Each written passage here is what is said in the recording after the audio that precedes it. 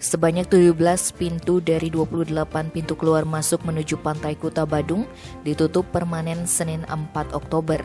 Pendesa adat Kuta, Wayan Wasista mengatakan, penutupan akses keluar masuk ini bertujuan untuk mempermudah pengawasan karena petugas yang berada di pantai sangat terbatas. Total ada 17 akses keluar masuk yang ditutup sehingga menyisakan 11 pintu. Pihaknya juga mengaku sebelum melakukan penutupan sudah mensosialisasikan kepada klien Banjar. Klien Banjar akan memberikan informasi tersebut kepada masyarakat agar dapat dipahami.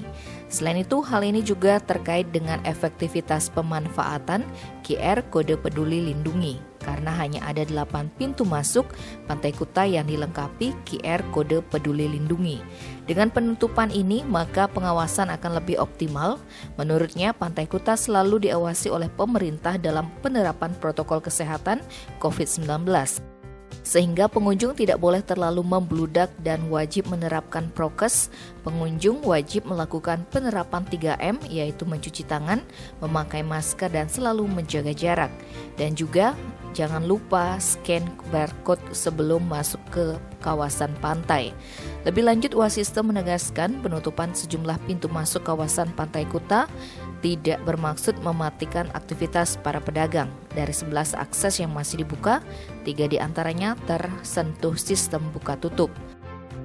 Tim Bali Express melaporkan.